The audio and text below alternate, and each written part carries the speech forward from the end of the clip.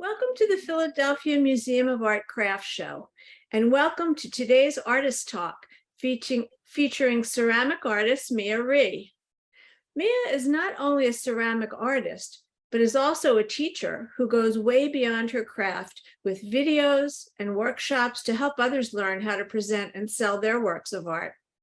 Mia's clay work has subtle lines and finishes which reflect her heritage and her connection to nature. Today, we are lucky and excited that Mia will lead us into her studio virtually so that we can see how and where she creates her functional pottery. Thanks, Mia, for sharing your art with us. Good morning, Randy. How are you? Just great, thanks. So glad you're here. Oh, it's nice to be here. So welcome to my studio. This is a rare look inside my studio when I actually have work going on. I normally keep the space very private. I don't let people in here on a regular basis, except when I'm having like an open studio event, which I do once a year. And when I do those events, this studio looks much different than it does now. So your viewers are getting a pretty rare look into what it looks like most of the time. So I can sort of tilt my camera and show you sort of my workstations. So this is the area of my studio where I make things. My wheels are here, my kilns, my slab rollers are in this area of the studio. And I have pots going on in basically every stage of the process right now, because this is the fall, and the fall is the busiest time of the year for anyone who runs a studio like mine. So there's lots of stuff going on.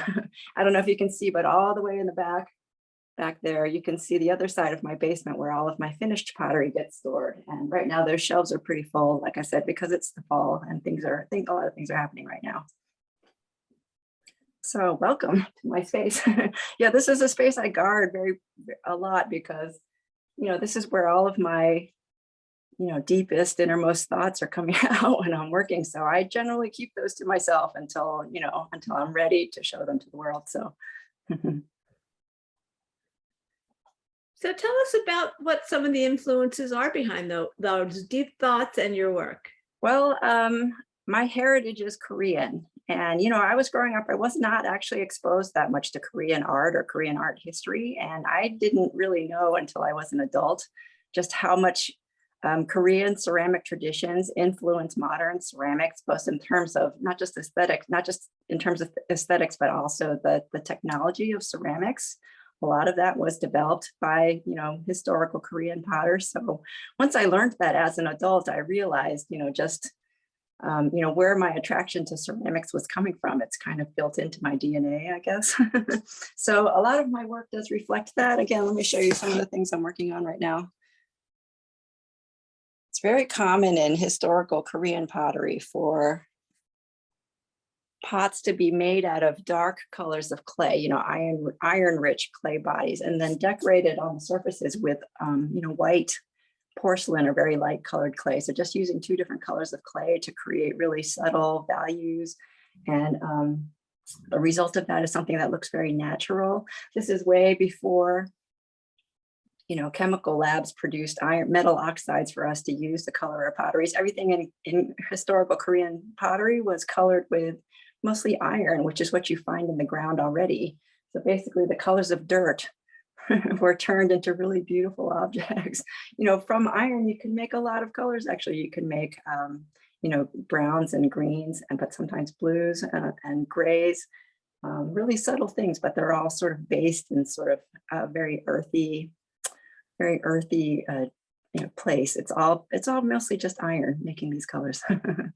Although, of course, for me as a modern ceramicist, I'm also using a little bit of like cobalt and nickel and a few other things.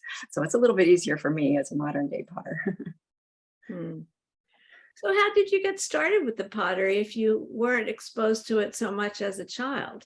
It was almost kind of by accident. I didn't go to college to study ceramics. I studied design in college. So, I spent almost 20 years working as a graphic designer as well. I started taking a pottery class shortly after I got out of college for a purely recreational reason. It was just for me to have, a little bit of a creative outlet for myself and a little stress relief as an overworked graphic designer. I took to it so quickly. I became, basically obsessed with it very quickly, which I think you probably sort of understand as well, because I know you work in pottery as well.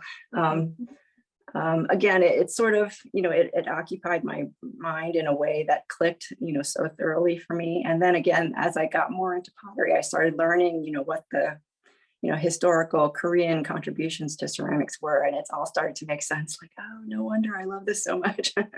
So yeah, that was when, that's almost 30 years ago now. So I sort of stumbled into it by accident, and now, it's my full-time job. It's been my full-time job for almost 10 years now, actually a little more than 10 years now. But yeah, it started as a recreational pursuit, and it slowly took over my whole life. Wow. What made you decide that you could go full force into this? Oh, it was a very slow progression. I was, like I said, I was working as a graphic designer. I was a self-employed graphic designer, which helps a lot. That means I had a schedule that was flexible enough for me to switch back and forth between my design studio and my pottery studio.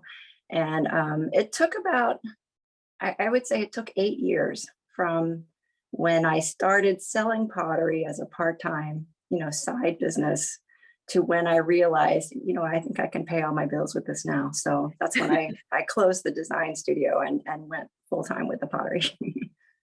Wow, that's a lot of time. It's a lot of time. I think ceramics in general takes a lot of time to gain the skill that it takes to do ceramics full-time and to actually make a living at it. So my advice to aspiring ceramics people, I give this advice out all the time, which is to give yourself time and to have a plan to support yourself during the years when you're still developing, because it is going to take a lot of time before you actually start to make, an income doing this.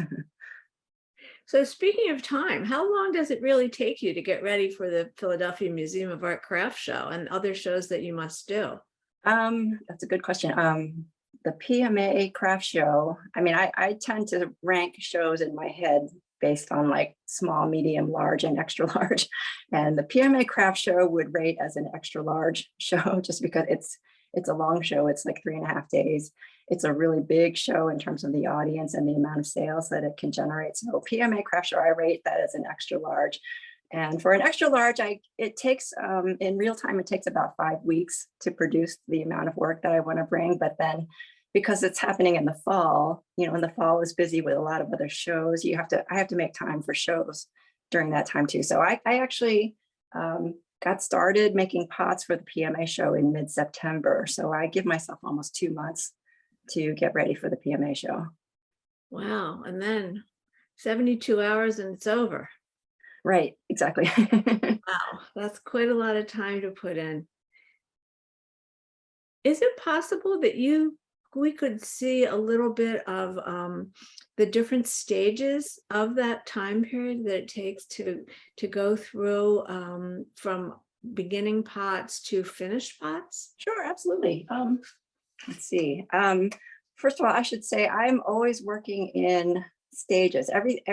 I work in like 2-day increments, and everything I'm working on sort of like marches through stages and one after another. So let me show you. These are pots that I've made 2 days ago, and these are still fairly wet. They're on their way to becoming dry, and they sit on these tables until they become a little drier. And then let me just move Z on over here. This is my wear cart where everything becomes completely dry. This cart is getting almost full, which means I'm almost ready to start firing pots. Oh boy. So This is your bisque firing? This is not yet bisque fired. These pots are almost bone dry, so they're ready, almost ready to start bisque firing. But when this cart is full, as in jam-packed full, that's when I'll start bisque firing. And then from here, they'll move on to, my kilns are right over here. I have 2 7 cubic foot kilns. And when I'm firing, those kilns are firing basically all the time, like back to back to back to back.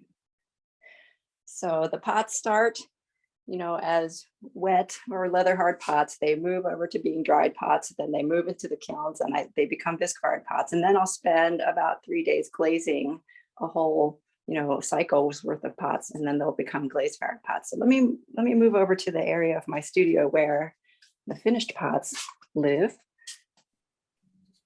So this is the other end of my basement. Try to keep this as far away from the making area, just to minimize the amount of dust that's over here. Let's see. So behind me are the shelves. Let me try to where the finished potteries waits to be taken to a show. Oh my. And right now they're pretty full. I do actually have a show coming up this weekend. It's just a one-day show. Mm-hmm. But these pots are not just for that show, it's for several shows that are coming up this month. And also some of these are probably going to make it to the PMA show as well. So yeah, that's wonderful. That's how things move through my studio, from one stage to the other. So I'd say a pot from beginning to end, a making cycle for me, including the firing, takes 2.5 weeks. So from when I start making a pot, 2.5 weeks later, it'll be a finished pot. That sounds like there's a lot of drying involved in there and a lot of letting things settle. Do you get much breakage along the way? I do. I mean, the better you get at pottery, like over the years, the amount of breakage and seconds goes down, luckily. But yeah, along the way, there's still plenty of pots that don't make it to the finish line. So how did you get involved in starting to do teaching, not just creating pots? Well, I started teaching in-person classes, back in like 2007. That was at the point in my life where I was still working as a designer and my pottery business was growing a lot. I got involved in teaching because at the time I thought, well, it would be nice to have a steady income that comes along with the pottery, because selling pottery through shows is a very unpredictable and unstable income. So I got involved in teaching in-person classes back then, and which I loved. I love teaching. I love passing on everything that I'm doing to other people who can enjoy it as much as I do. And but during those years, that was when my pottery business was growing like really, really fast. So after I taught the in-person classes for, I think it was 7 years. And by the end of that, the pottery studio business and all the shows that I was doing, the time commitment between that and the teaching was just not, I couldn't sustain both at the same time, because shows involve a lot of travel. It's a lot of time. And then the amount of pots that I needed to produce was also getting much larger. So I had to give up the in-person teaching then, which I was kind of sad about because I do love doing it. But what I said about income a few minutes ago, it turns out that teaching in-person classes, I mean, the amount of income you get from that is, pottery teachers don't get paid very well, let's put it that way. Whereas the income I was making doing shows with the pots, that was growing really fast. And so it became kind of a no-brainer. I had to give up the teaching in order to do the shows, because this income was, had become a much stronger source of income for me. So anyway, so since I can't teach in-person classes anymore, just because I don't have the time. So in the past 5 or 6 years, I've been developing another teaching project, sort of, that works with my schedule a lot easier. So I developed a whole series of instructional videos, which are available online. So the videos I can produce, when I have time in my schedule. And then because I don't have to be in person in a classroom, once or twice a week, they're online and people can access them whenever they want to. And, without having, without that much interruption in my studio time as well. So that's how I get involved in teaching these days. I teach these online classes.